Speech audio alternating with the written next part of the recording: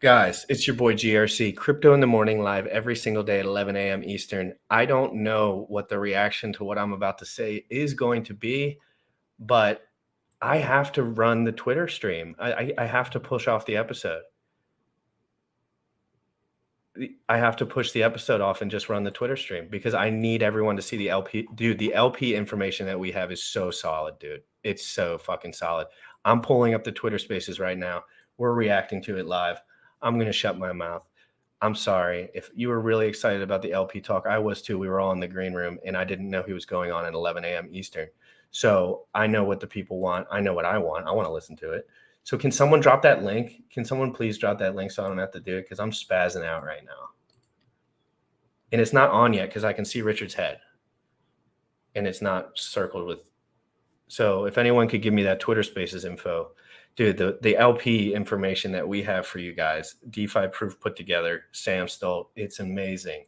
I was in awe before this of the amazing insight, and I was really feeling good about it. But you got to do what you got to do. I can always do another episode. I got to run these Twitter Spaces. I don't see the Twitter Space yet, so I'm finding it, but I see that he's not in it yet. So if someone could clarify for me, please, please, please do so. Thank you very much. Mobile.twitter. Oh, shit. It's because I'm on the fucking. Give me a sec, guys. Is he on yet? Also, let me know if he's on yet.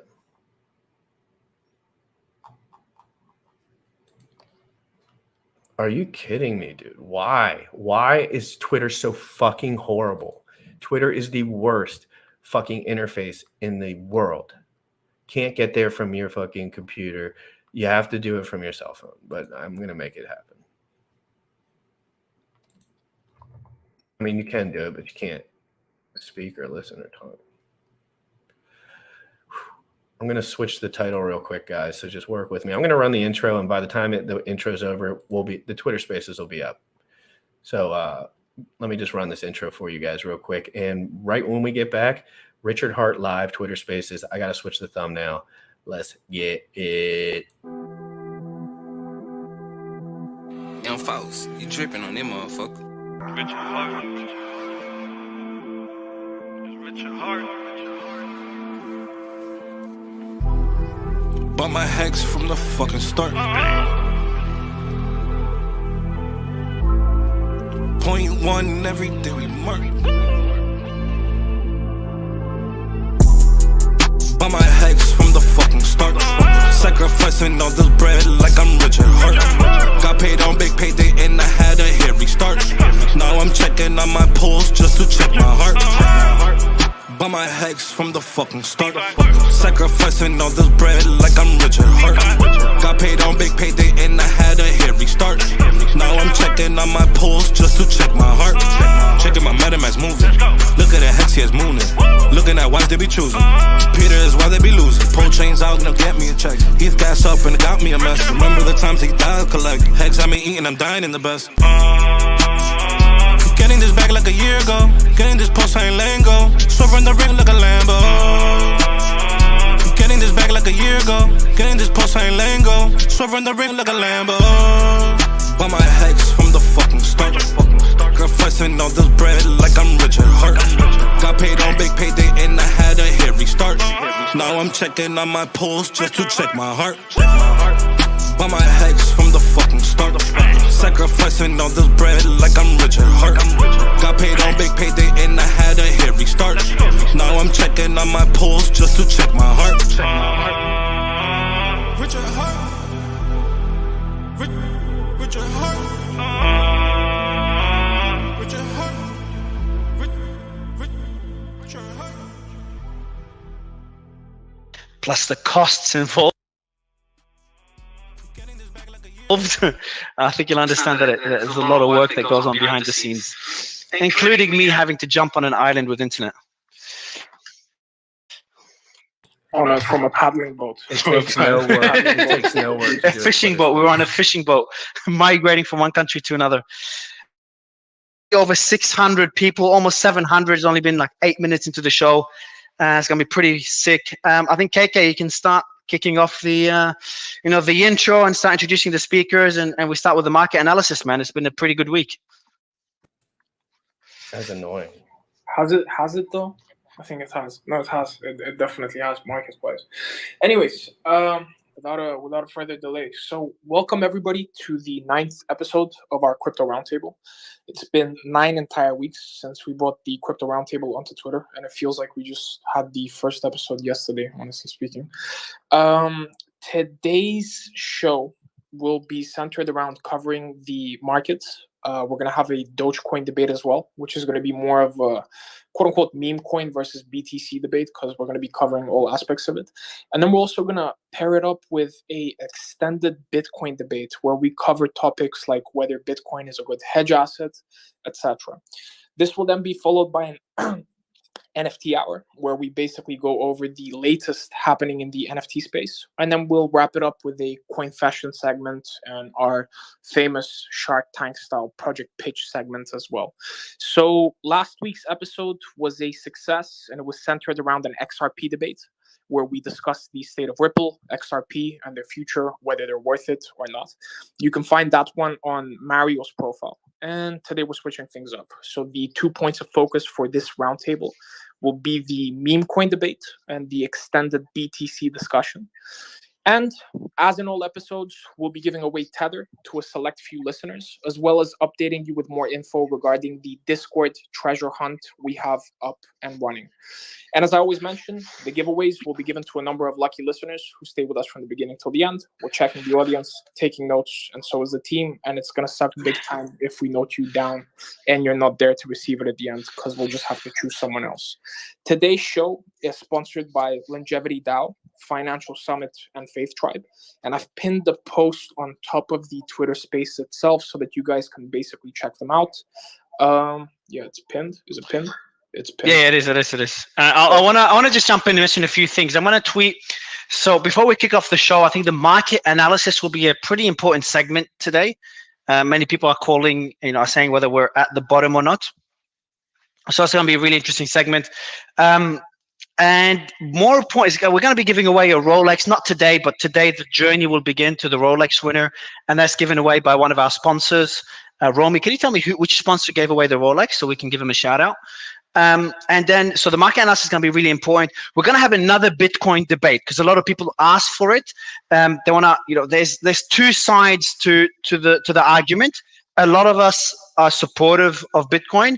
Some of us are not. And I think it's worth going deeper into the debate and some of the points that were brought up in the last debate, because that's based on popular demand. The Dogecoin debate is also based on popular demand. And NFT hour, we're going to be focusing more on NFTs now. Just because I wasn't as bullish about the space a year ago, but this is changing, and we're going to be a lot more involved in the space, as in me personally in IBC and NFT tech. So that's a bit of an overview. I'm going to be posting a tweet now that I'm going to be pinning at the. Did you get your Tiffany's pendant or no? Oh yeah, shit. Did we cover that in the last show, the Tiffany pendant, or no? No, we covered it like broadly, but you were with me. You were with me when. Yeah. What's up? We never. Well, he gets me with real fashion contacts. None of your stuff. Yeah, he gets me on a fucking call with gets me in contact with the marketing manager of Tiffany International to try to get the pendant. I thought there's going to be so much demand that I won't be able to get it, but there wasn't that much demand. It was actually pretty easy to get. And the floor hasn't moved. It's been at the mint price. So nice that the real world gave you something, Mario. What was the process for you to actually get it and mint it? Speaking to a human being. There's no process, man. You just gotta do the KYC and mint. Nothing more. Did they send it to you? Did you have the chance to actually? No, I haven't unlocked it yet because I don't know whether I'm gonna keep this punk or unlock it on another punk. So I haven't decided which punk I want to put the pendant on, and I'll probably never wear it. It's more of a symbolic thing. I don't know whether it's worth unlocking or not. But yeah, remember, like I haven't. So before we kick off the show, I haven't bought any NFTs other than a few small ones here and there, and the punks. I haven't bought apes yet, and I'm gonna start buying at different NFTs of communities I support. But I've been very wary of the space. So have many people from the 2017, 2016, 2015 era. It's just something worth mentioning. and a lot of us are a bit late in getting into the space just because we were a bit wary. We're going to be giving. So we're going to say, guys, just so you know, if there's spots where I know RH won't be in for a second, these guys are absolutely fucking obnoxious. If they only knew or checked their audio or did anything properly, they could speak like a normal volume into the mic. But this dude did a line of cocaine before because he's talking to RH. He's an idiot. When you win, you don't get the prize. So this is to make sure you're all not only in the space, but listening, paying attention, and you're going to be benefiting at the end of the day. We're giving you information that's going to help you on this journey, on this Web3 journey. But I'm gonna be giving counter code words, so like artificial owl, which so basically any code word that I say doesn't actually count.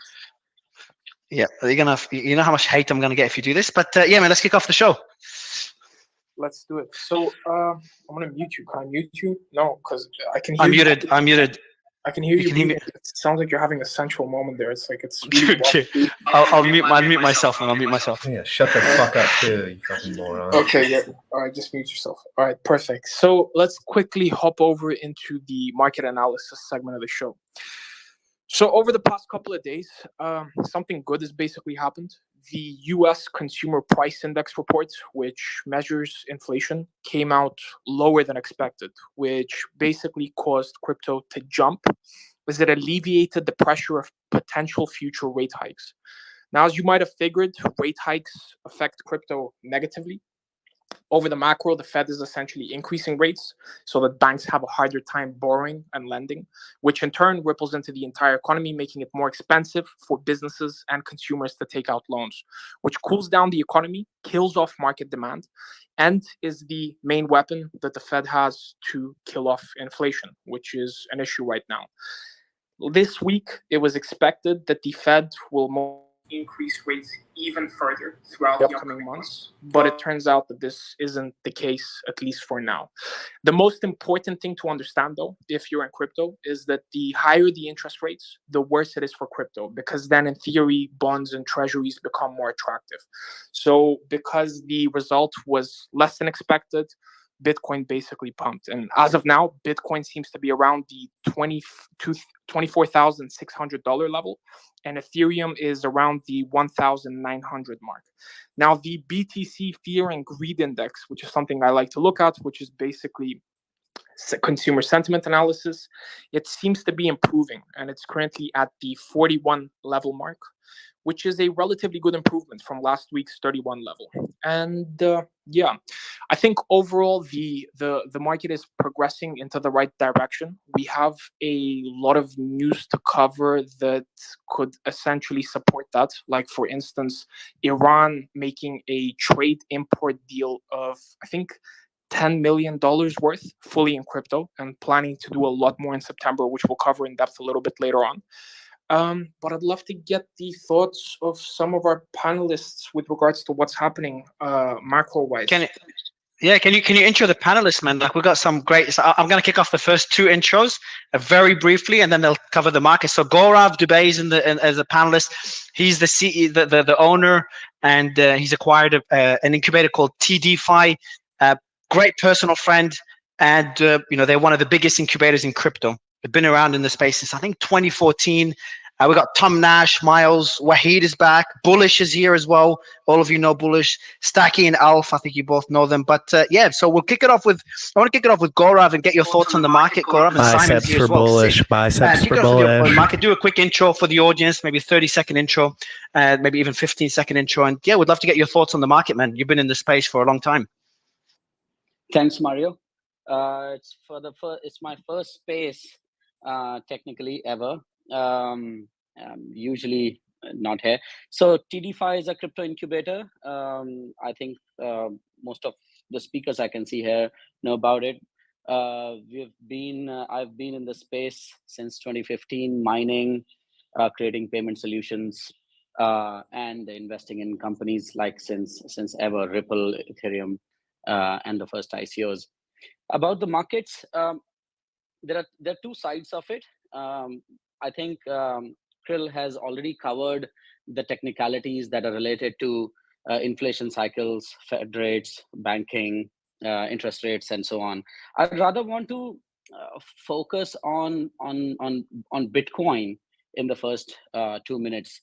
Bitcoin somehow had found a good place in the last 5 months, where it has outbeaten the decline rate of some of the top assets. Right? We've all seen those banners, those memes around the internet where Bitcoin didn't lose as much as a lot of other shares did. Tesla, um, uh, eBay, and so on. Right? I think that's the best sign we have got in the pseudo bear that we have just gone through. Right? We have found the world has seen Bitcoin better than, let's say, most of the stocks. Not just in the American markets, but in the local markets as well. And that has brought attention of, I mean, we already had Fidelity and other larger investment management groups, but BlackRock jumping into the same. There are news about SoftBank kicking off, retail purchase, secondary purchases. So this is a major event when crypto, I mean, primarily Bitcoin, but crypto has found a space of its own in direct comparison in relation to the stock market. So I think that's my perspective to pivot and start the conversation. Yeah, I think you made some two interesting. Can somebody expand on the point of BlackRock jumping into the space, considering what a big Goliath they are? Yeah, I think so Gaurav, whoever would like to jump in on this one, I know Tom and Simon and Gaurav and Stacky or Bullish, whoever you want to jump in on this particular point. And for the audience as well, just to tell the audience what happened. So BlackRock launched their spot Bitcoin private trust for US clients. So if anyone can explain what that is for the audience and what it means for the market. Well, BlackRock is go ahead. What's up, the bullish trader? What up, Stacky? No, you go ladies first, always. I'm gonna just have my little take on it real quick. So if you guys don't know BlackRock, I know a lot of people in the audience, mostly crypto. So BlackRock is basically the largest asset manager, I think, at 10 trillion in funds, publicly traded BLK. So I know they launched a Bitcoin spot trust, which is huge because earlier BlackRock were working with Coinbase, and a lot of people said if BlackRock got into the crypto space, it would be really, really bullish for crypto, because that's a lot of clients they have are huge clients, institutional clients, which will absolutely push the crypto space. So the asset managers, they basically saw a big increase in institutions wanting to invest in cryptocurrency. Hey, while this girl's talking, guys, if you don't mind, if you're in here, share this to someone who doesn't have a Twitter. Share it on Twitter. Share it everywhere. Let's get as many eyeballs on this as possible in case it's explosive. But you can go off of that bullish trader. Yeah, I'm super bullish on what they're doing. So in layman's terms, the way I would say is basically BlackRock opened their black book, right? So they open their black book to, everybody that they have in that book now that now have access to the crypto space with no worry, right? So before any of this happened, a lot of brokerage accounts didn't want to mess with crypto, or they won't want to mess with anybody involving crypto investments. So I think what this has done is not only has it give their black book the opportunity, which is good, which is huge, because that's big, like Stacky said, that's huge institutions that now will be willing to invest, right? Willingly want to invest now because of their portfolio manager. I'll be right back. I gotta pee. Basically going out there making a whole trust for crypto assets. So I'm super bullish on it. Like I said on our last analysis, I said 1850 to 2000 by mid-August, and I'm still bullish on my 2300 going to the end. I feel like that's gonna rocket all crypto in general, just because like you said, $10 trillion company, that's a lot of money. That's a lot of money that can come in here and stabilize this market. And to jump off what Guar said, I hope I said it right, like he said, that pushes a stability in the market to be able to now officially chart crypto like a stock, right? So you can follow a trend, you can call a bottom, you can call a top, you can say when to buy and sell. So I think those two things together are huge for this space moving forward. Yeah, I want to pivot to Wahid and sorry, go ahead, Gaurav, and then I want to pivot. So first, I want to say before Gaurav jumps in, first we got like fucking 1,800 people already. We just kicked it off, over 1,800 people. That's insane. But just want to summarize. In 2017, everyone was talking about the herd is coming. Do you remember that, Simon? I'm sure you remember that, Gaurav, and anyone else that was there back then. Miles, you've been there for a while. Any other speakers been there in 2017 and before 2017? The theme was the herd is coming. The herd is coming. I think we can safely say the herd is here. I'd love to get your thoughts on this, Gaurav, and then jump to the macro situation with Tom and Wahid. But Gaurav, you wanted to comment on this point? Yeah, I want to point out on you exactly pulled up the same timeline and almost the same instance that I wanted to talk about. I want you guys to recall two things. One, launch of Backed, which unfortunately didn't turn up the way it should have. But at the same time, there was another news before we got into the bearish markets of 2018, and it was Fidelity, and they were very loud about it because they actually had a few miners in their kitchen, run by an Indian guy. So they've been testing all aspects of crypto, but they were a bit late to launch it. While the market tumbled, with the Dow Jones crash. But what happened is that made the $12,000 price public. Now everyone knew Fidelity has Bitcoin in their product range, and they'll roll out the product when Bitcoin hits 12,000. Now you can open up the charts of those times. We had the black swan that made Bitcoin, go below 4,000. And it took a bit of time to recover, but the rally from 10,000 to 22,000 was insane. That happens when somebody that is obviously way smaller than BlackRock comes in and only offers this as a product. Now the way Stacky and I'm sorry I didn't get the name, the bullish trader, yeah, bullish. The way bullish indicated already, we're talking about a way bigger portfolio with much bigger control. Fidelity only offered it as a product. BlackRock will include it in its purchases, in its cap book, right? So it's a different story, and we can definitely expect the 100K very soon. I'm sorry, I shouldn't be quoting prices here. But no, we do. Everyone loves the price. Yeah, absolutely. So you said we can quote 100K already because the bear market, hasn't been even a year. It wasn't a bear market. You can surely call it a pseudo bear. And Mario, we have had conversations. Oh my God! We predicted not just the markets. What a lying piece of garbage of our projects, of our incubated projects for the last 4 months to August, right? So it was a well-placed prediction. Obviously, to each one their own. But if there was a prediction, you can assume there was a structure in place for analyzing. So it was not a bear market, I can surely say that. Yeah, I'll jump in. Simon Dixon here. I got a slightly different view. I really hope we don't go to 100K. Bear markets are my favorite time. Been through 3 or 4 of them. And most of the shit that is good in our business gets done in a bear market. So when we go into the bull market, you just attract all the crazies, the people that are in it just for a quick pump and dump, and then they run away during bear markets. The longer we can have bear markets, the better the stuff we get built. He is correct. So normally we go to 4 to 5 actually regulatory cycles. So the first one was when, there was a bunch of us sat around and we were, talking about how Bitcoin allows you to own your own money, spend your own money, and it has a fixed supply. And everyone thought we were crazy. And we were just trying to get VCs to invest in some of the companies and the exchanges that could do something. But no VCs would invest. and we used to just pull together all of our money to invest in these companies, and then they would build the infrastructure that would try and get us somewhere.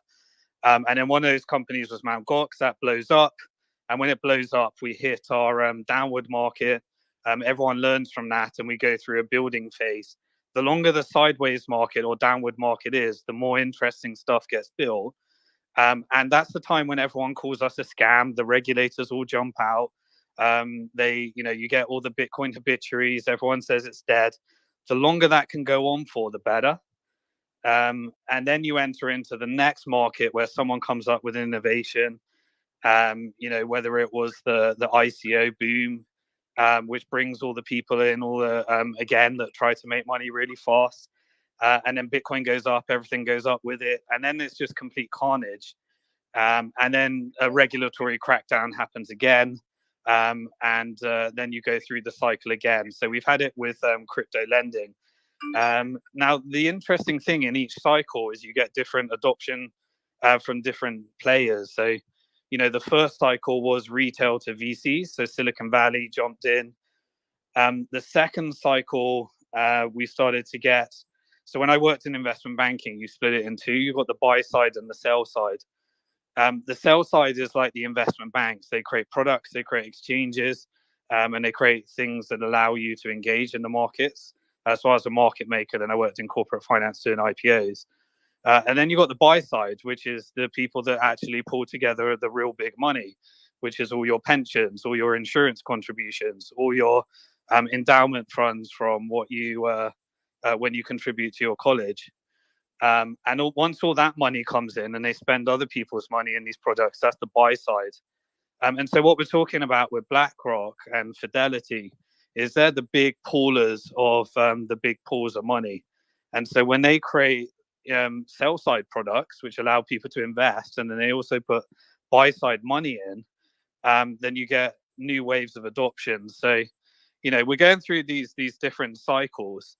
The next one to me should be sovereign adoption. I think sovereigns will be scared off for a while. The last wave was corporate and institutional.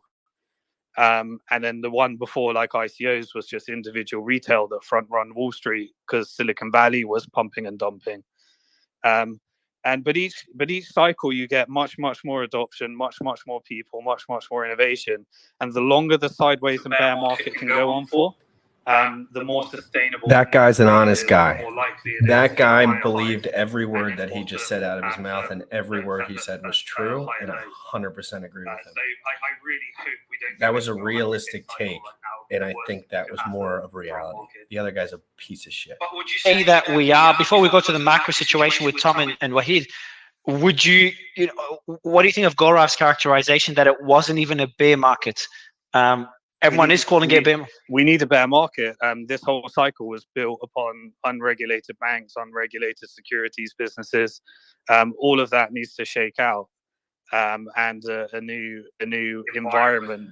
Solana needs to die. Cardano needs to die. So I do believe we got to hit an extended. If not, then we need to hit a bear market again after that pump.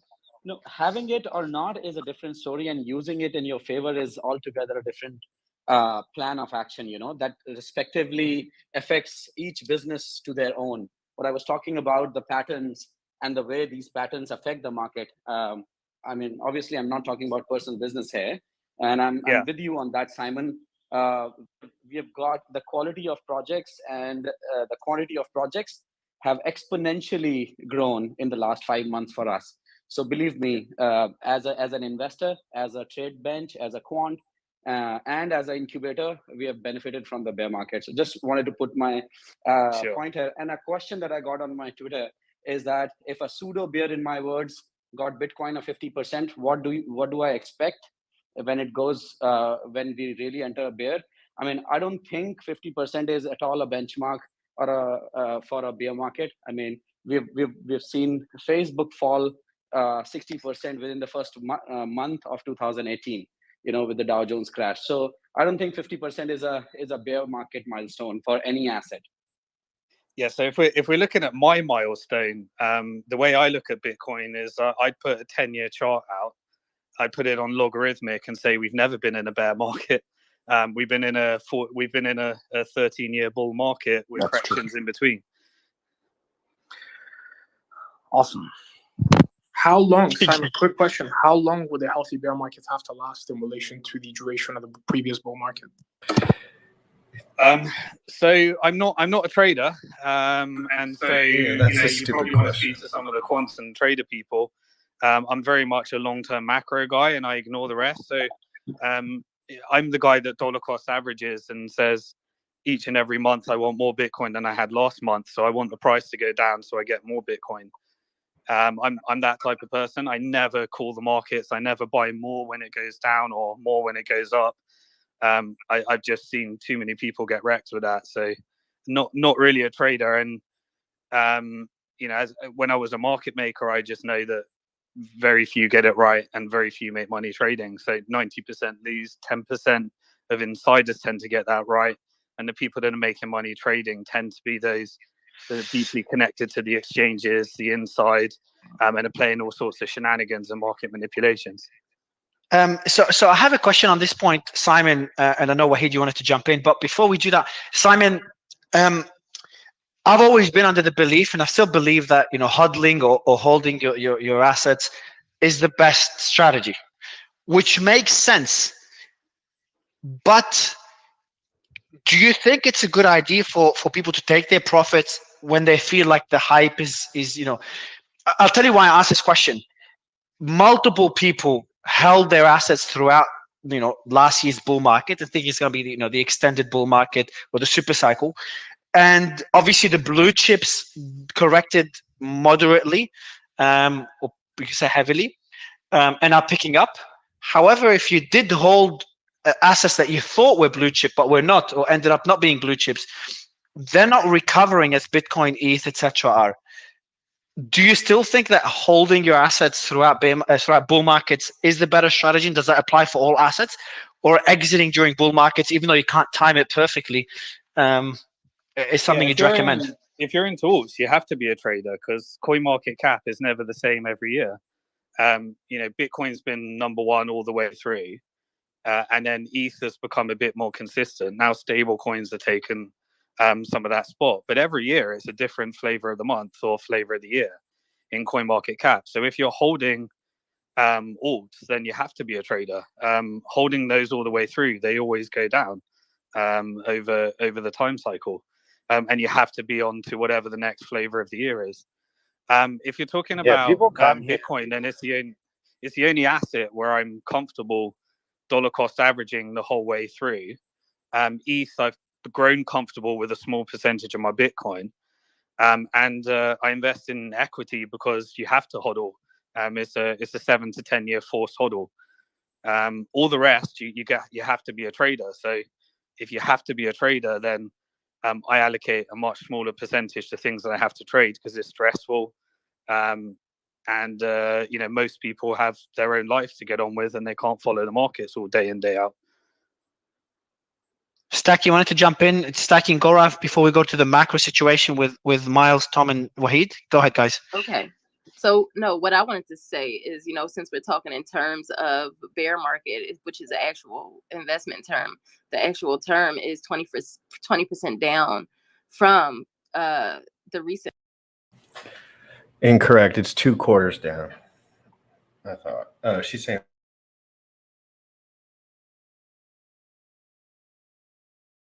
Whoops, did I rug her? Whoops, do I not care what she has to say? That's a little highs, right? So that's what we're in. We're in a bear market, Can't really make your own terms up to something, when you're using actual. These people, this is bad. Exactly what you're looking at until we see a breakout above, the downward trend. So once we find a breakout above the downward trend, then we can see ourselves in a different market.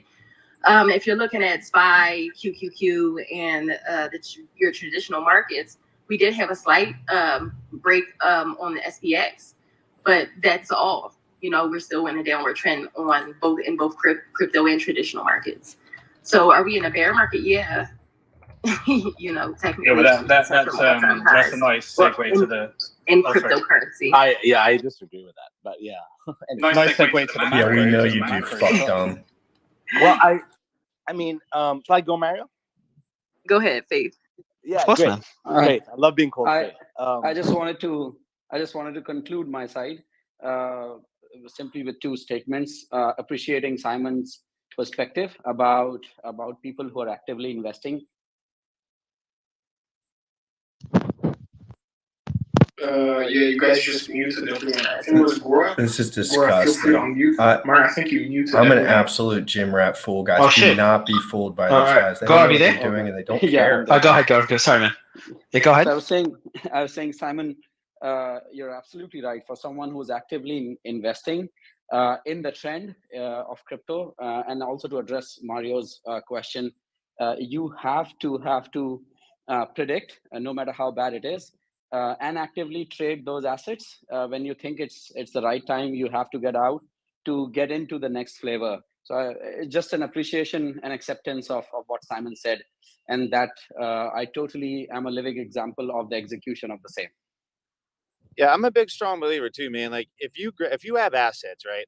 Like you should know what they're doing at all times. If you're gonna take hard-earned money or money that you have or whatever, this is how I've been my whole life. This is why I've traded my whole life, because when I put my money into something, and it's something investable, I pay attention, I take care of it. So I'm a strong believer in you should cycle through everything you do. You should take profits. You let it dip. If you like that, if you still like Bitcoin at 20,000, then use all your profits to scoop it right back up. But I feel like if you're not taking profits, what are you investing for then? Are you just here? Do you just want to come here just to throw some money in something and hope it does whatever it does? But I feel like if you come somewhere and you drop money, whether you buy a house, you buy a stock, you buy crypto, you buy an NFT, you are here to make money. You're here to have some type of lower buy and higher sell. The thing is, people don't sell. That's the problem. And then they think something's going to gain them more value, and it doesn't. And then next thing you know, your shit on and ETH is at $900. Right? Oh, that. So I think God, dude, let me shut these motherfuckers up for a minute, dude. These guys are so bad. Regardless of give me a second. Give me a second without them, please, God. Give me a second without them. I had to shut them up for a second. I'm sorry. We're gonna stay on Richard Hart watch. I am not going into that bitch again, unless you guys really want me to. I can. But I'm probably going to stay on Richard Hart watch. That shit's really bad. It's really, really bad. It's so bad. It's just, it doesn't even matter what they're saying at all because their incentive structures are so destroyed. They don't see straight. I can imagine that the guy that's saying the bull market is coming right away has a good old fashioned trade group coming up with a good old fashioned sign up coming up. And he what is he going to say? It's bearish? No, his financial circumstances kind of rely. Not everyone's like that, but when they're so determined, he's like, this is why I buy. I would smack that loser in the face. I would. I'd line those guys up and smack them all in the face. Because they're just a disgrace to real work. They really are. And I'm not saying they don't do cool projects on the back, but they're just flimsy, bro. The dude was like, this is why I'm successful. This is why I've been trading for my whole life. It's like, dude, it's not trading. Moving your positions in an asset is not a trade. You do different things with different assets. This dude's picture was a meme coin. It's a fucking picture of a clown. It's stupid. It's like, oh, we're going into the bear market. No, we're not. People are still excited. We can still charge them for shit. Wait, hold on. Just be real. Build a real channel.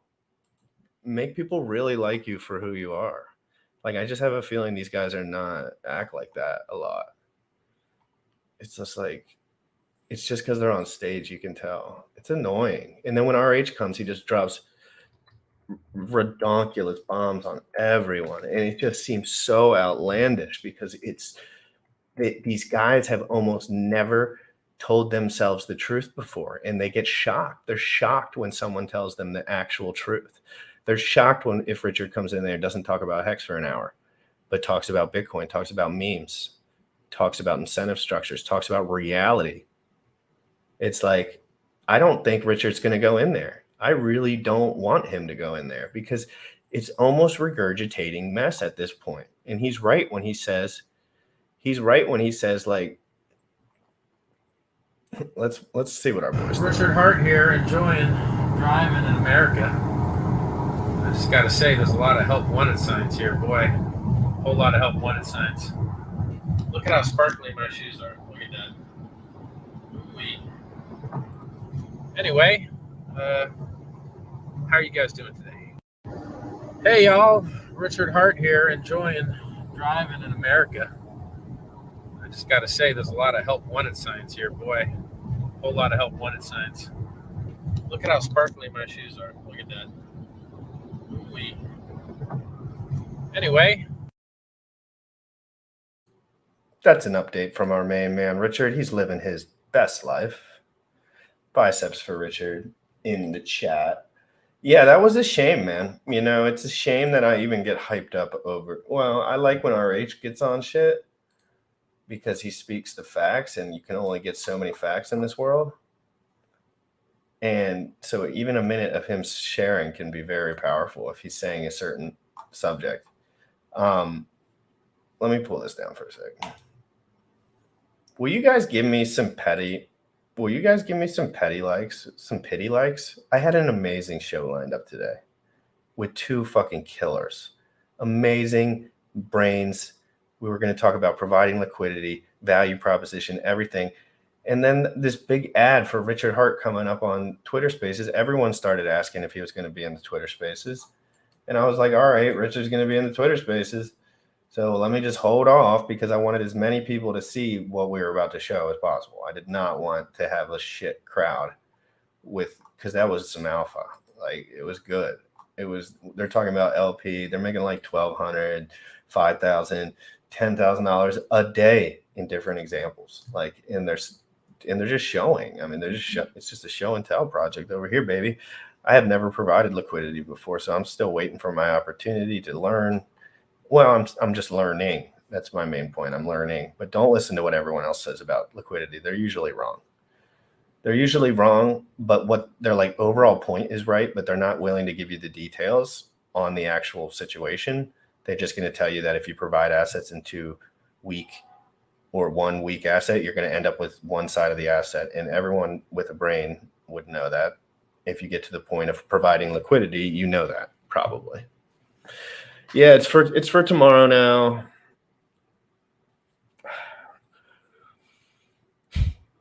Let's make sure he's not going in late.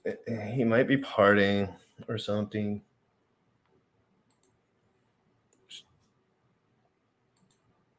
Yeah, you're right. If I mute myself, that would fire up the chat. Yeah, guys, I need some pity likes, sympathy likes. I'm upset. I had an amazing show, an amazing thumbnail, an amazing crew in the green room.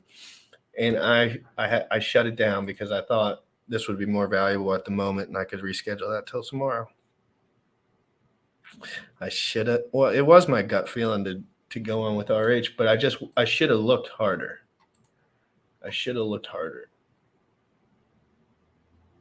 Yeah, let's go to BitBoys. Let's go to BitBoys YouTube. Everyone keep an eye on Richard for me while I'm over here.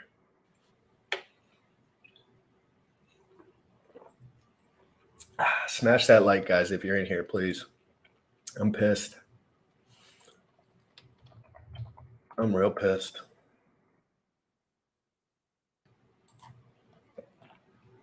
That sucks. That's going to be phenomenal. It still is going to be the same show, but it's just a day later. That just gets me going.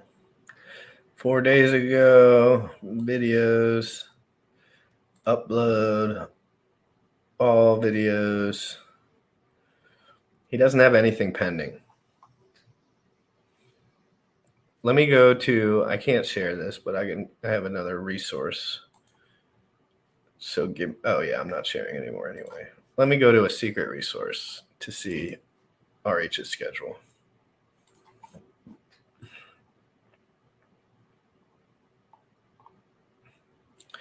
Here it is. Nope, I don't see anything. Guys. Who gives a fuck about the merge, dude? If the merge happens, is the merge happened yet, Optimus? Do you want to show me how it works? Or are they just promising you and then you're taking those promises over other promises? This is crypto, no expectations, baby. Richard's going to dominate Vitalik in every single way, shape, and form that there is on this earth. It's pending for you. Hey, you mind dropping that link, Broski? That would be top tier. That would be top tier of you to pop that link. Do you guys want to learn about ICOSA? Biceps in the chat if you want to know about ICOSA, Hedron. I could spit that shit off the top. It's all locked in.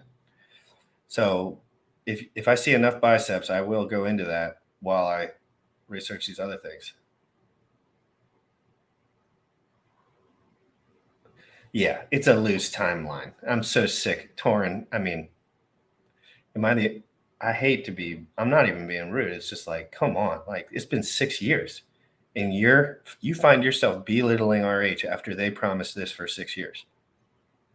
And it's not out. Richard's just 10 times faster, 10 times stronger within his field. I just think Vitalik's lost control now. It's too much. They took too long. It's too complicated. Yeah, it's all ifs. It's all ifs. Yeah, I love when they say coming out in the fall and everyone's like locked in. I'm like, the fall? What? The fall. Okay, cool. But it's just news and people get excited about news. But GRC reads between the lines, baby. And I'm not saying it won't come out, but I'm just saying, like, my expectations for ETH 2.0, I feel like it's pumping already. I feel like it's already by the rumor. Imagine if it's already by the rumor. If Vitalik already dumped all his shit. Imagine. Check the telly. Thank you. Thank you. Check what telly? Oh, thank you. You are God mode, sir. Let's show everybody this stream so they can get prepared. This is an RH stream. It's not right now. It's not right now. Oh, no. Hordes of thousands today, like they're. What? Is this the one? Is this the RH stream? I'm so fucking confused about what's going on right here. Is this like an ad? Is this like a new YouTube thing where they... This is what you popped up on there. Let me see here. Oh my God. Is RH really in Butt Boy's stream in 10 minutes? Guys, this is amazing. Just watch it here. Do not support Butt Boy. You're not going to be able to interact with Richard anyway. Fuck Butt Boy. Fuck that guy. He would get he will. When I have more followers than him, he's going to get a boxing match or a slap to the face, or I might just cold cock him because some guys just deserve it. But he does it with a smile on his face, which is, he's cute, like you want to get him by the cheek. You want to get him by the cheek and say, you naughty boy. But like, he's not like predatory, if you know what I mean. He's almost just like a nice shiller. That's what I meant. I meant BitBoy. So guys, I'm going to pop this up here in 10 minutes. Guess what we're getting? Guys, come on now. I'm stoked out, brother. Yeah, Chad, sometimes the stars just align. You know that, Chad. Chad, you know that. Chad's a bodybuilder. Sometimes you just get that workout in and you have to cancel something, but then right back at it, baby. Why people underestimate merge? Because it's 6 years of buy the rumor, sell the news. That's why. When it will do less to the gas fees than everyone thinks. And when it price pumps, the gas fees will be the same. That's why. I just don't think it'll have as much price pump implication as people really think. But maybe I'm wrong, dude. I'm not, dude. Come on. Okay. I'm sorry, guys. No producer in the room today, but it's not. I don't really need him. It's important not to be fooled into thinking that any place that lets you trade tokens is the place you should be storing your tokens. While crypto exchange security has come a long way, and the amount of hack attempts that occur make crypto infrastructure a lot more resilient. But the fact is, if you have your crypto on an exchange of any kind, the exchange has the keys. So therefore, it's not really your crypto.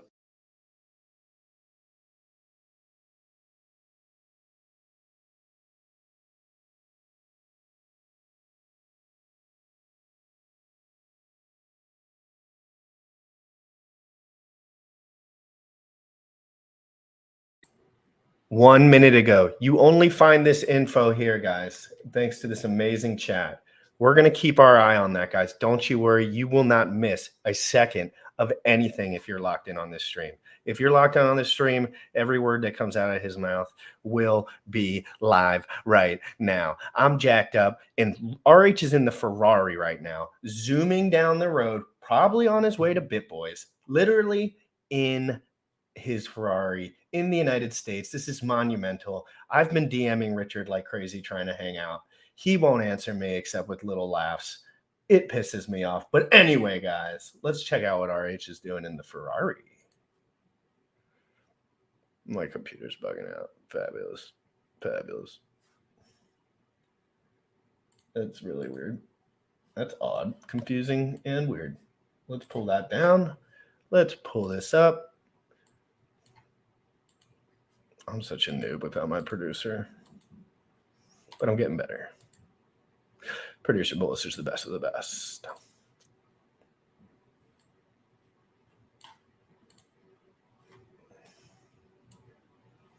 See if this will play.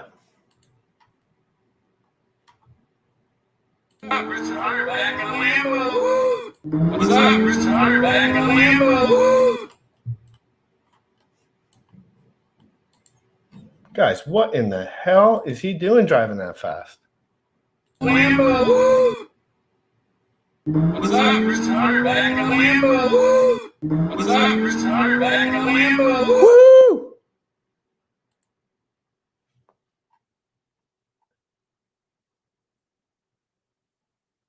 Screen tag that. Send it to Richard.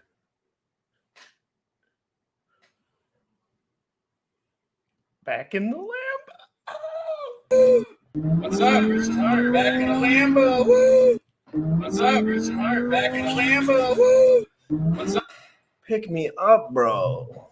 Pick me up, bro. Bro. Pick me up, take me with you. I want to go on BitBoy Show with you and say, what's up? I'm jacked up, guys. Let's go back to the BitBoy shit. We got 4 minutes till BitBoy. We'll just do the countdown now. Richard, we'll keep an eye on Richard's Twitter too, guys. You can't miss a thing if you're watching GRC right now. I mean, come on. Other than my horrible transitions, like missing like half the content, probably. Hopefully he's focusing on the road. I am not going to click on my DMs. That could be risque. All right, let's go back to the BitBoy. This has been great. I'm so happy that there's going to be some content that I can dive into. And I, for all the shit I give BitBoy for being an absolute fat lying piece of garbage. I don't know what I was going to say good about him. Nah, he's a piece of garbage. He's a nice piece of garbage. You know what I mean? Like he's not, I hate that though. That's like my worst favorite kind of person. So personally, like some other people would rather deal with a guy like BitBoy because he's friendly, but like I don't like people that say one thing that's like not true. And he'll say whatever that's not true. He'll say XRP is going to $500. He'll say everything, dude. And I just can't vibe with it. I'm sorry. I cannot. I don't like to do that. It's just annoying. It's like, why does he get a freebie? Why does he get a freebie? Like, why can't I get a freebie? Hex is going to $1 billion. Write it down in your mark. And then the next day it just disappears. Like, it's just like when you have that shit going on. Yeah. The interview's in like 3 more minutes, guys. 3 more minutes. Tune in. Tell everyone you know. Support me, not BitBoy. My trajectory is better than BitBoy's. I'm sorry. He's getting old. He's fat as shit. I'm fucking shredded. And I have energy for days. Who do you think? I just can't imagine. This is the competition? I don't believe it. Like when I dream of like crypto YouTuber competition, it's like it doesn't look like this. Okay? It just doesn't. I wanted it to be more hardcore, like some big ripped guy that I had to defeat. Not this guy. But he's a nice guy. I mean, he's a friendly, like, I don't really like friendly. Like, I like truth tellers and like people that just say what they kind of like, which is, not everyone's in the position where they could say. Anyways, let's check this out, guys. I'm going to keep this on for you guys. We got a minute 13 left. I'm going to go use the bathroom, get a drink. I really think you guys should stay in here. I really think you guys should support me and not BitBoy. I say that from my heart, because I'm not saying he's a horrible guy. He's going to hell. But if there's like a middle spot, he's going to be in there. He's not going to heaven. 0% chance. GRC's going to heaven. I already repented for my sins of my past. I did many years of hard work on all that shit. Now I'm here. No more lying. Everyone's happy. Going to heaven. And BitBoy's going to go in the medium area. Not hell, though. That's where I got to think of the hell list. Well, I'm a sub here and not there. Yep. Guys, everyone stay tuned. This is great. This is absolutely great. I'm stoked out. Let me drop a link down for you. Oh, wow. Do I have to do another pathetic? Nope, I'm not even tweeting this out because all my tweets are pathetic at this point. It's all misleading journalism. I was going to teach everyone LP and then do the Twitter spaces. And now we're going on with Richard Hart on BitBoy Live in 1 minute. Yeah. I really like the value proposition of when Richard streams other places, me just streaming it. Because to be honest, I really don't think these guys are that great for society at all. But they're helpful to us because they give us a platform of plebs. Maybe a couple of them have brains and they move over. And that's really what RH is going for. Like that majority of guys with a little bit of capital that actually want to make moves. But I would never tell people to go to BitBoy's channel and support him. I would support myself over BitBoy. But like when it came to some other people, like hell no. Like yesterday, for example, Crypto Sloth hit me up. He's like, let's make this stream as big as possible. You can restream it, throw it everywhere. And we got that shit popping. I swear to God, I was watching that chart go up. Got everyone in the community. It felt so good. It felt so good to have him. He reached 1,000 subs while I was on stream. We all went on with Alex and we talked to him. And it was incredible. ICOSA launches Sunday, 8 p.m. Eastern. I'm going to be streaming. I'm going to dump one of my 5555 HSIs for ICOSA live and see how it goes. Let's see how it goes. I got it locked and loaded on my streaming computer already. Just a little HSI stake 5555, and I am ready to go. So on Sunday, you are going to want to be here, because I'll fuck up for you. Let me fuck up for you. Gifford, what a great stream, brother. Dude, that was impactful. In a lot of ways, it just felt good. Alex sitting up there really showing his stuff, man. He really told some people some really good knowledge about some of those factors where you don't have to sell your hex. You can create perpetual yield in a feedback loop system with your own asset. And we've seen this before, and he was just explaining it. And I loved every second of it.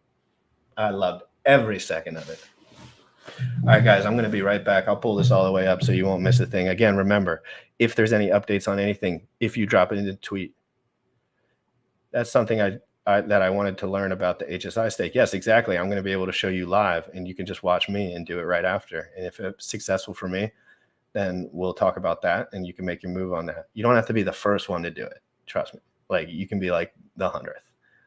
But let there be contract risk on my streaming computer rather than your main wallet.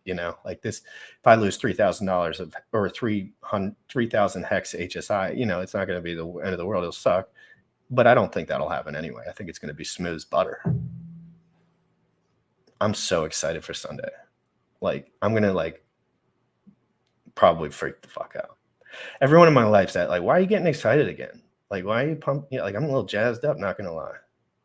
And it's like, dude, movement's happening. The only thing that's bad is inaction in the market. We like action. Downward action, it eliminates bad actors. Upward action, praise to the gods. Praise to the gods. I'm excited, man. Let's pull this all the way up so I can use the bathroom and we can get right into it. And I will interject if I know Richard's not going to speak right away, because if Richard's speaking, I'm not interjecting. I'll just interject later. I got to listen. But when BitBoy's speaking, I might make fun of him a little. So if that bothers you, maybe watch another channel. But I might even fat shame him, depending on, I don't know. He just bothers me sometimes.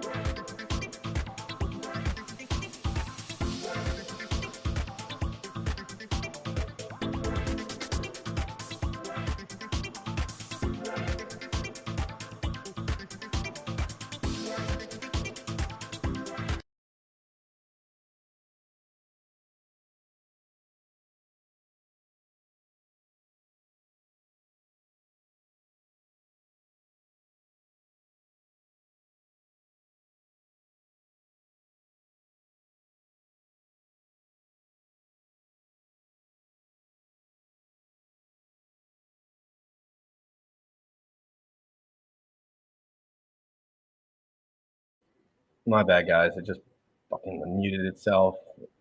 It's coming right now in 3, 2, 10-second countdown.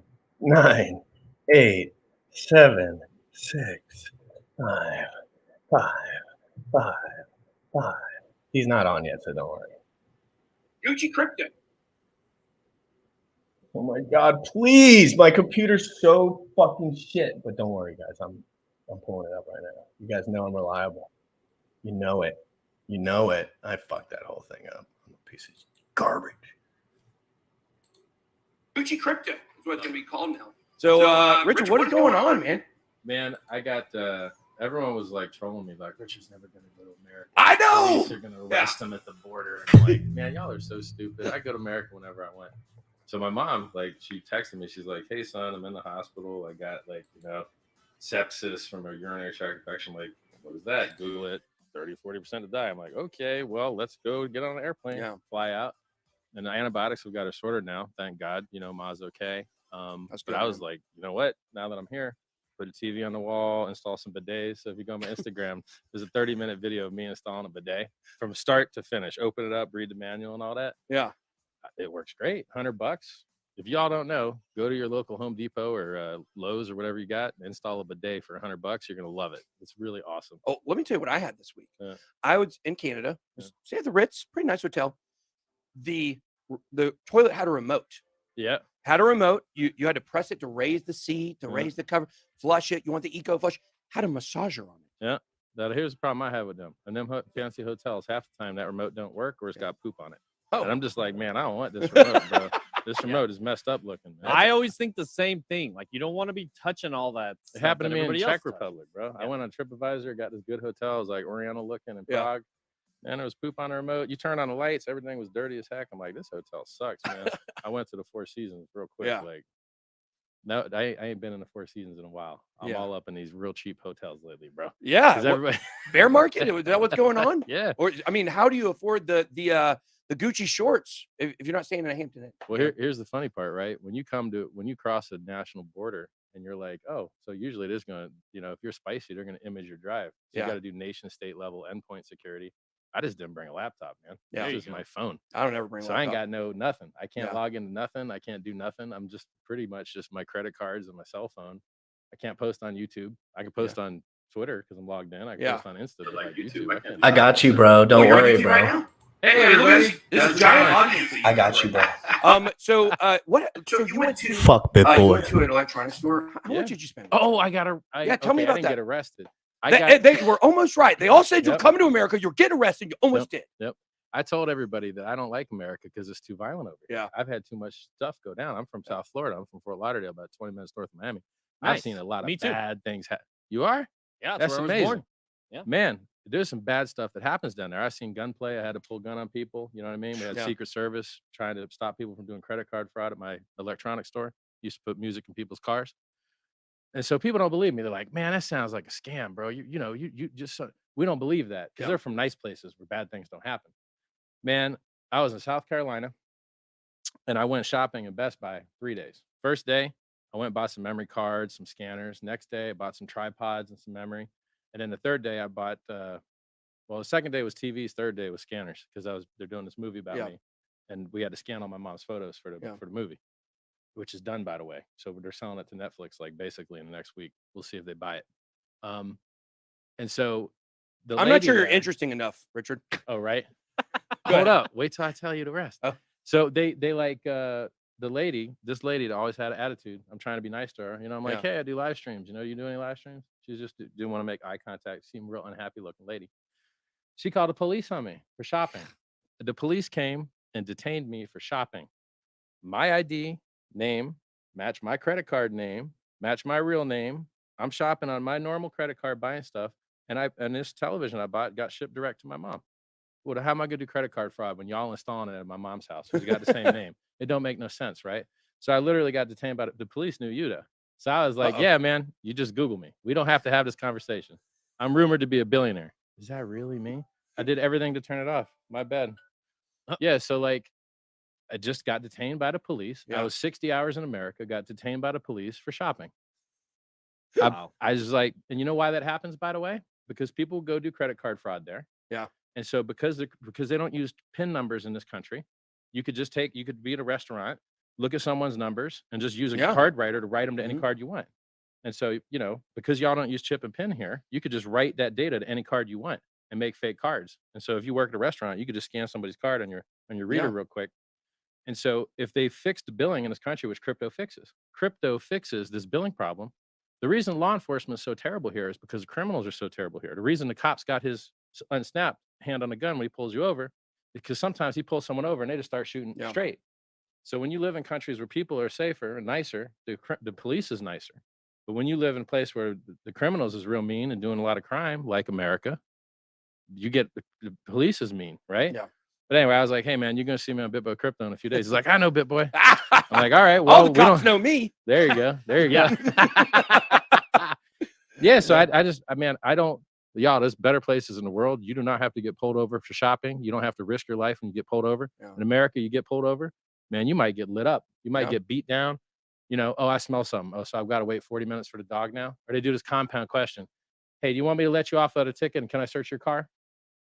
Well, I want to say yes, but which one am I saying yes to? They use these tricks, man. Yeah. People don't realize how bad it is, man. Like it's Well, I got beat up by the cops one time. Yep. Yeah, true story. In jail when I was 19. Oh, geez. There you go. 19.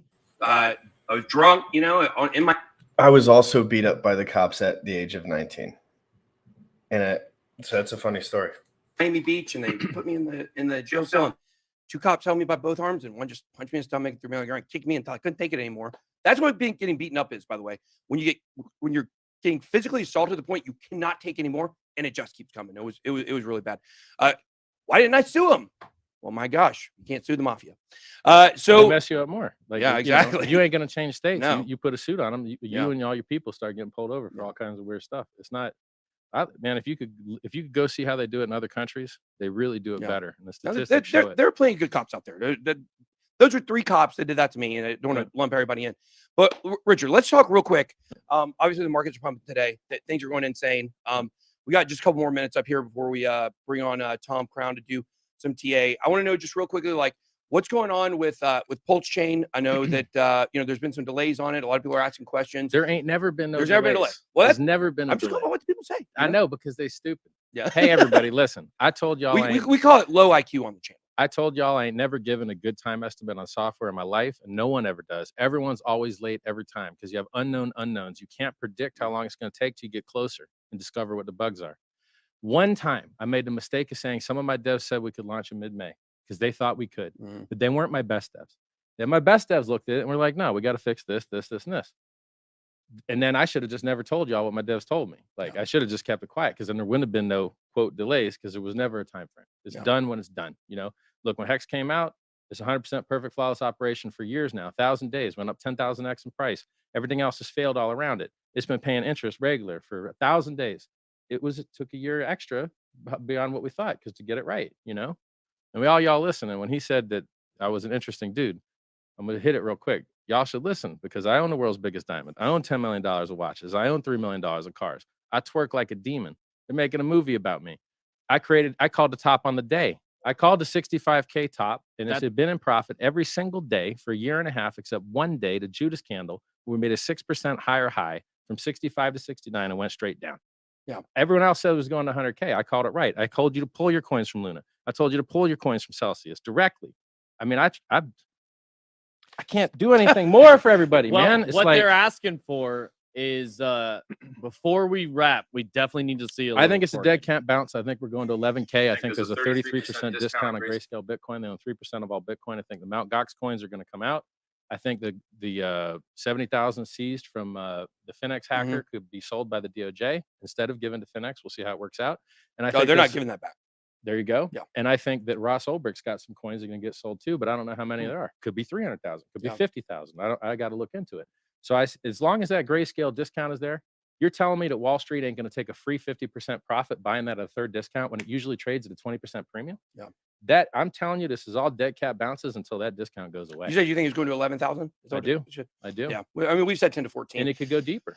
And here's the thing, you know, you get the markets going up today and people excited. Ethereum's at $1,900. And look, I think there is a chance that, you know, we see the ETH merge maybe cause a separation from Bitcoin and Ethereum for a little bit. Hope so. But, you know, what would you say to somebody right now that's looking at the prices and they're saying, man, things are going up right now. It's exciting. I need to go in right now. Like, what would you say to them? Look, man, go look back at the chart. How many other bounces you seen? Yeah. You know, we bounced at, you know, they get excited every time. 40. We bounced at 30. Look, you are not, in my opinion, until Grayscale discount goes away and until all these dudes that bought JPEGs get washed out. If you bought $1 million JPEG, I need to see that go real close to zero. I want to see Michael Saylor start sweating and biting his teeth, right? Yeah. He took on leverage. That's how smart people go broke. Ladies, liquor, and leverage. I told him. This other dude, Raul Paul, he says, I'm irresponsibly long Ethereum. It's the biggest position of my life. I'm like, bro, you're going to get ladies, liquor, and leverage. Stop, man. I was right. He was wrong. His options all expired valueless. Yeah. Price went straight down. He's like, my 1 year time frame. I'll see you in a year, bro. You got wrecked, right? I called it right. Everyone else called it wrong. And until these dudes all get washed out, 3 Arrows Capital, bankrupt. Yeah. Celsius, bankrupt. Voyager. What's his Voyager? Who Terra, else? Duck One. Luna. Yeah. And you know who else lost a little money? El Salvador lost money. Saylor lost $1 billion. That was always a bad idea. El Salvador's always been a bad idea. It drives me crazy. Like, you know, oh yes, let's let people in a third world country spend an appreciating asset. That doesn't make any sense. You know? Yeah. Yep. And I'll tell you another thing, man. That Michael Saylor, he's so stupid. When he buys, he wants to push the price up against himself. He's like a noob. He's like, man, look how much more it's worth. No, it's only worth that because you pushed it up like that. Now, if you went to sell it, it would be lower. So when you're the guy that's actually pushing the price isn't actually the price. The price is after your slippage. Yeah. So when you got a big billion and you pushing the price up, you got to look at the liquidity on the bid side. And when you go to sell, are you pushing it back lower than your entry? Well, then you're negative. You lost your money. You got to see the price when you actually when you get out of your position. Yeah. If you push the price up on yourself, you didn't actually make no money. He's stupid. He loves to just him and the dude in El Salvador president is just market buying on Coinbase. Like, bro, anyone could get better order execution than that. All right. So I just want one more question for you. Yeah. I mean, look, I like you a lot. Oh, Pulse Chain. Nobody even knows what it does. Pulse Chain? Largest free airdrop in the world. Go use your coins right now. You like gaming? You like gaming on the blockchain? I'm not a nerd, but go ahead. Oh, please. Man. I've seen your office, though. You got 1,000 computers. Come on. They're my people. Go on pulsechain.com. Go play with your coins on a testnet. If you had coins on Ethereum 6 months ago, 8 months ago, they're all sitting there for free. You could go trade, see if you can get rich and not get wrecked. It's all pretend right now. Those are your coins that you love with your keys. You ain't got to sign up. Ain't no KYC, AML, none of that stuff. It's just free. It's just there. And one day that'll be real. And that'll be the largest airdrop in the world. We're just waiting for it. Well, so Pulse Shannon, I know a lot of people have questions about that. So Yep. thanks for saying that. Yeah. I just want to know, like, obviously, you know, we've got a good relationship. I've always tried to be fair to you. And, you know, there's a lot. Well, thank you. I appreciate that.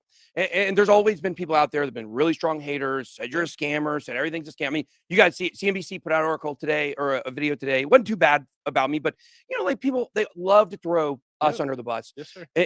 For me, it's a little bit of a different way than you. What do you think the biggest misperception about you is? I mean, it's like, how is someone going to be a scammer with no victims for decades? Yeah. I've been at my car stereo store. You got a great deal, great product. I came back here and talking to my friends, and they're like, yeah, my friend still got that car with that system in it. Still sounds great. Yeah. 15 years later. No, 20 years later. This has been 2002, 2001.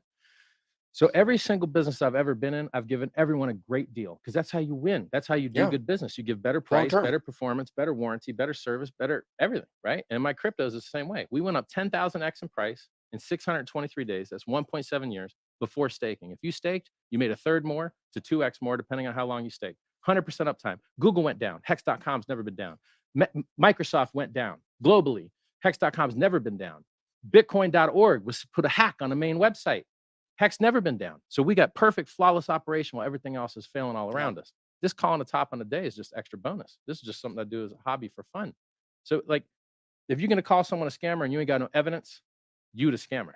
Yeah, And so, you know, I agree with that 100%. That drives me insane. Is that they just throw out this word, and people may not know this. The word scammer or the word scam is not litigious. You cannot sue someone over calling someone a scammer, somebody a scammer. And that's why people just continue to do it because there's no accountability to people saying things with accusations. That's why I've never said anything bad about you because there's no evidence. You know, there's no, people can make conjecture and they can say, you know, the ETH got sent here or whatever, but it's all conjecture at this point. Yeah. Ethereum, you could have bought 2,000 Ethereum for one Bitcoin. Yeah. Now you can buy like 14 Ethereum for one Bitcoin. Where did Bitcoin go? But nobody asked, where did Bitcoin go? Everyone's cool with that. Ethereum Foundation got a lot of Bitcoin. Everybody's cool with They it. sold no a lot problems. of Ethereum recently too. You know, they used to have something like 1 million Ethereum. Yeah. Now they've only got like 40,000 Ethereum. Yeah, or they sold. something. I think they sold 98% of it. They sold 95.5% of their stack over Yeah. time. Now, what's that do? Just pushes the price down. Vitalik sold the 5K top, sent $50 million worth of Coinbase, and he convinced the foundation to sell too. Yeah. So I'm gonna tell you something. I'm gonna put a watcher on Vitalik's addresses next time. I thought it was a small part of a stack. He had 300,000 coins. He only sold like, 50 mil worth, not Yeah. much. It was 50 mil of a billion is like 0.5% or whatever, or 5%. He Yeah. didn't sell that much. But you know what? It was 26 days after the top, just like last cycle. So I predicted it. I called it, but I should have been stronger about it. I should have been like, look, Vitalik sold, but now he's going to tell his boys to sell because he sold first. I'm telling you, next time you see Vitalik sell, think real hard about selling. I think that's great advice. I believe that's definitely something to watch. Richard, thanks for coming on. I'm going to finish the show, and then we're going to go to lunch after. We're going to concert tonight. Hell yeah. Let's go. All right. See y'all, everybody. Thanks, Richard. Thank you, man. All right, that was so fun. I love Richard. I do. I love Richard. I have a man crush on Richard. I have. Oh gosh, my wife's right out there. So let's. Oh no. No, I don't know if I'm into that. Okay. All right, guys. Let's real quick. Let's check out the numbers. Man, that was so fun. Let's check out the numbers here, real quick, and then we'll bring Tom on. Is Tom still on? Tom is in the wing. Okay. All right. We got just check the numbers real quick. 20,541, 507 exchanges. We got 1.15.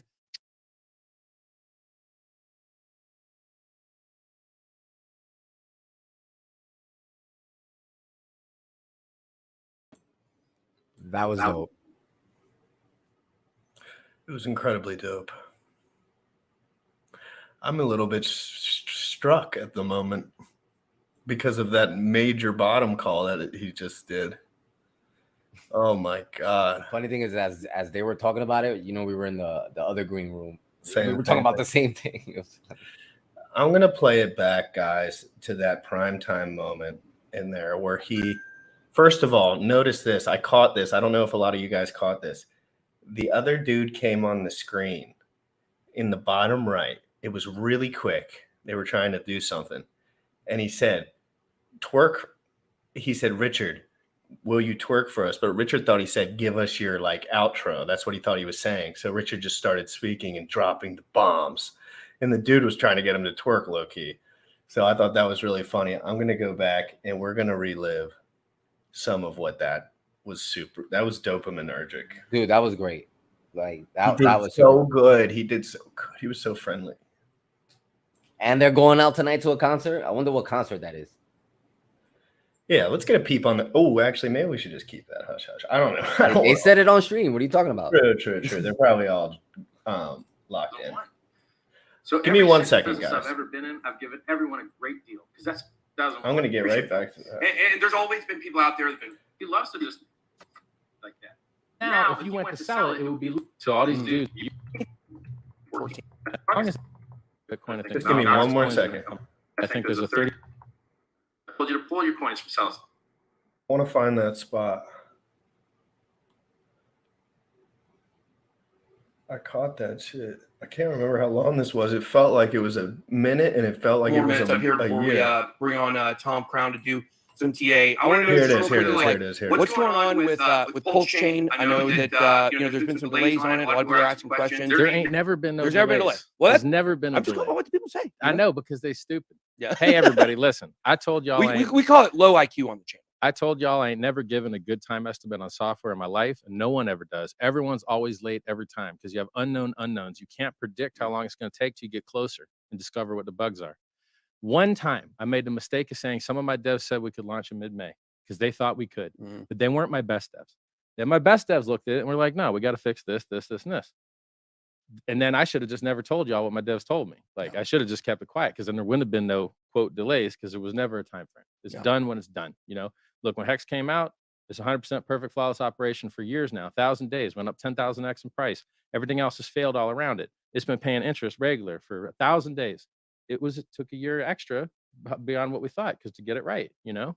And y'all listen. And when he said that I was an interesting dude, I'm gonna hit it real quick. Y'all should listen because I own the world's biggest diamond. I own $10 million of watches. I own $3 million of cars. I twerk like a demon. They're making a movie about me. I called the top on the day. I called the 65K top, and it had been in profit every single day for a year and a half, except one day, the Judas candle, we made a 6% higher high from 65 to 69 and went straight down. Yeah. Everyone else said it was going to 100K. I called it right. I told you to pull your coins from Luna. I told you to pull your coins from Celsius. And when he mentions directly, he didn't just say Cell's not a good buy. He didn't just say Terra Luna's not a good buy. He looked those founders in the face and said, they're scamming you.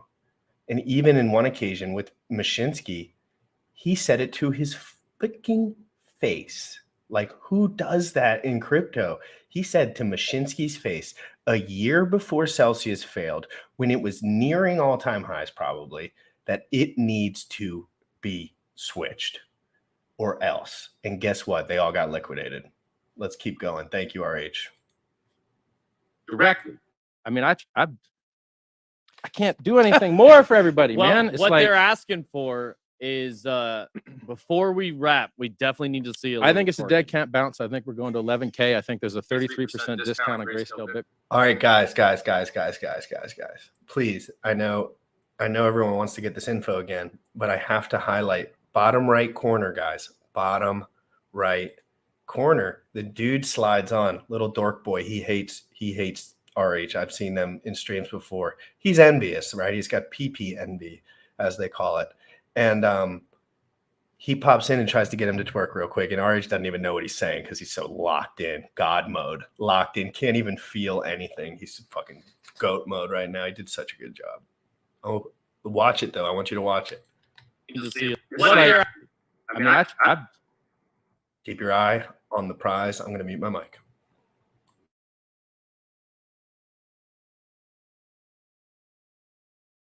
I can't do anything more for everybody, man. It's what like, they're asking for is before we wrap, we definitely need to see. I think it's a dead cat bounce. I think we're going to 11K. I think there's a 33% discount on Grayscale Bitcoin. They own 3% of all Bitcoin. I think the Mt. Gox coins are going to come out. I think the 70,000 seized from the Finex hacker could be sold by the DOJ instead of given to Finex. We'll see how it works out. And I think they're not giving that back. There you go. Yeah. And I think that Ross Ulbricht's got some coins that are going to get sold too, but I don't know how many there are. Could be 300,000. Could be 50,000. I got to look into it. So as long as that Grayscale discount is there, you're telling me that Wall Street ain't going to take a free 50% profit buying that at a third discount when it usually trades at a 20% premium? Yeah. That I'm telling you, this is all dead cat bounces until that discount goes away. You said you think it's going to 11. I'm going to throw up because your boy's locked in USDC and Hedron.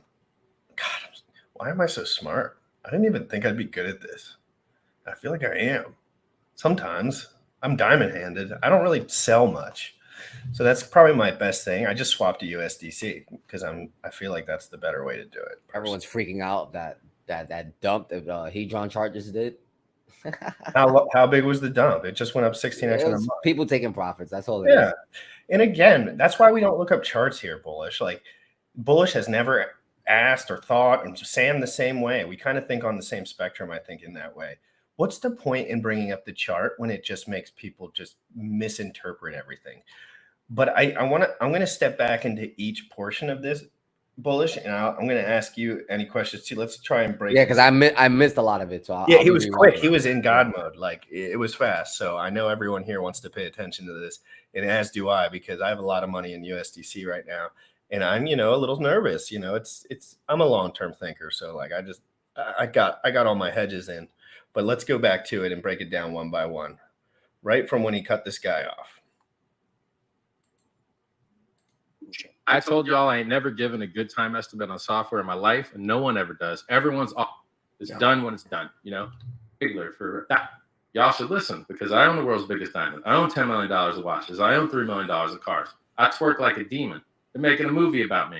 I called the top on the day. I called the 65K top, and it had been in profit every single day for a year and a half, except one day, the Judas candle, we made a 6% higher high from 65 to 69 and went straight down. Yeah. Everyone else said it was going to 100K. I called it right. I told you to pull your coins from Luna. I told you to pull your coins from Celsius directly. I mean, I can't do anything more for everybody, man. It's what like, they're asking for is before we wrap, we definitely need to see. I think it's a dead cat bounce. I think we're going to 11K. I think there's a 33%. Okay, so just like he has said the entire time. Now, I always defer my chart knowledge to Richard because he's seen this shit like the back of his hand because I'm not there yet. I haven't seen enough shit. He's seen this all. He was doing this shit when he was young, probably, like as far as business, learning all this stuff.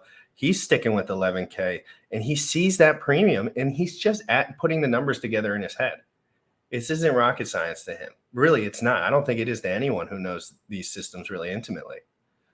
It just takes time in the market. That's exactly what Richard has. Okay? We don't cry when Gunther sells. He just tells people he sells because he doxed his main staking wallet. Oof. I didn't have to throw that in there. % discount on Grayscale Bitcoin. They own 3% of all Bitcoin. I think the Mt. Gox coins are going to come out. I think the 70,000 seized from the Finex hacker could be sold by the DOJ instead of given to Finex. We'll see how it works out. And I think they're not giving that back. There you go. Yeah. And I think that Ross Ulbricht's got some coins that are going to get sold too, but I don't know how many there are. Could be 300,000. Could be 50,000. I got to look into it. So as long as that Grayscale discount is there, you're telling me that Wall Street ain't going to take a free 50% profit buying that at a third discount when it usually trades at a 20% premium? So what is he saying there, guys? He's saying that he sees the premium on the other side on the Grayscale Bitcoin, and that's going to get bought up before the market gets bought up. I dumped on y'all. Move on, Bullish. but that's what he's saying. So they have to buy that up before they buy this up because why you just value transfer. It's like if you're looking at, I want one PS4. This one's for $900. And this one's for $300. Same exact thing. One just has like a custodian that you really love or that you trust to a degree. It's so he's just doing the math, and I'm going to defer to him on that math. I have to because I haven't seen the market enough, and he's just been so rock solid. This is how I do everything in every industry that I mess with. The fitness, like I find these guys, and Richard's the guy for this shit. He's good at. Yeah. That I'm telling you, this is all dead cat bounces until that discount goes away. You said you think it's going to 11,000? I do. I do. Yeah. I mean, we've said 10 to 14. And it could go deeper. And here's the thing, you get the markets going up today and people. Don't forget it. He's hedging on the downside in his head. It doesn't mean he's right. He can't know that much information, and that's basically what he's saying. But in his head, he's hedging down. He thinks it could be worse. Extrapolate that information in your mind. Don't listen to the dum-dums. Don't listen to the dum-dums. Listen to the guy who's been telling you to you straight about Bitcoin. This isn't about pulse chain. This isn't about anything. This is about the entire market dumping. This has all out of RH's control. So he's just reporting. When it's stuff in his control, he tells you different stuff. But when it comes to this, he tells you the truth 100%. You can't know what you can't know over there. But when he's talking about the market, the general market, he's always being 100. He is. He just does. Why would he tell everyone to be dumping the 5K or 8K or 11K? It's not really make a difference to him. He probably has all these assets himself, and he probably sold the top, so he doesn't really care. But now he's seeing what all the dum-dums are doing, and he saw Vitalik do something. He saw a lot. He mentions Vitalik as a good signal. Guys, learn, think. You can extrapolate that information for the rest of your life. Get Vitalik's wallet, watch all his streams, watch his shit. He'll tell you when he dumps. He tells you straight up. People excited. Ethereum's at $1,900, and look, I think there is a chance that we see the ETH merge, maybe cause a separation from Bitcoin and Ethereum for a little bit. Hope so. But what would you say to somebody right now that's looking at the prices and they're saying, "Man, things are going up right now. It's exciting. I need to go in right now." Like, what would you say to them? Look, man, go look back at the chart. How many other bounces you seen? Yeah. We bounced at I get excited every time. 40. We bounced at 30. Look, you are not, in my opinion, until grayscale discount goes away, and until all these dudes that bought JPEGs get washed out. If you bought $1 million JPEG, I need to see that go real close to zero. I want to see Michael Saylor start sweating and biting his teeth. Right? Yeah. He took on leverage. That's how smart people go broke. Ladies, liquor, and leverage. I told him. This other dude, Raul Paul, he says, I'm irresponsibly long Ethereum. It's the biggest position of my life. I'm like, bro, you're going to get ladies, liquor, and leverage. Stop, man. I was right. He was wrong. His options all expired valueless. Yeah. Price went straight down. Notice it's not ladies, liquor, leverage, and trading. He doesn't say trading. I want this word trading to die. I think it's the dumbest word ever. There's not a crypto person in the world who doesn't trade at least one asset for the other at some point. So some people trade once a quarter. Some people trade once a year. Some people trade 8 times a day. That would be problematic. That's what we call a dumb fuck in my industry. Okay. So, switching positions, hedging positions, a little bit different. And so ladies, liquor, leverage, not providing liquidity is not on there. He didn't snug that in there. Because he does it. 1 year time frame. I'll see you in a year, bro. You got wrecked, right? I called it right. Everyone else called it wrong. And until these dudes all get washed out, 3 Hours Capital, bankrupt. Yeah. Celsius, bankrupt. Voyager. What's his Voyager? Who Terra, else? Duck One. Luna. Yeah. And you know who else lost a little money? El Salvador lost money.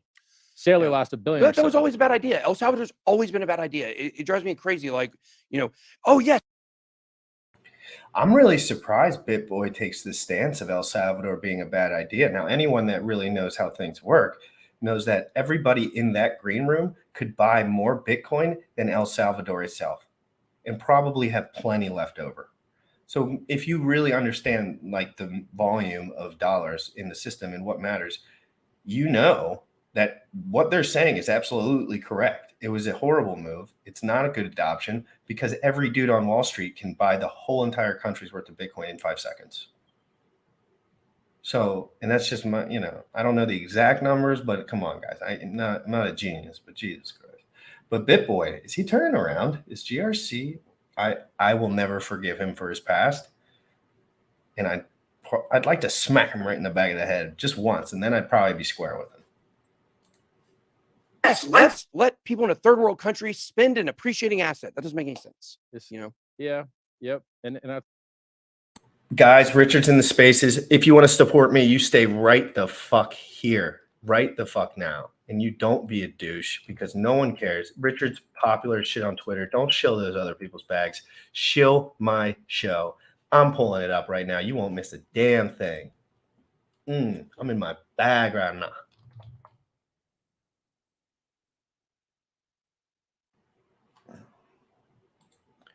I'm pulling it up. Here it is. Look at that. I'm getting a little smoother, guys. I'm getting a little smoother.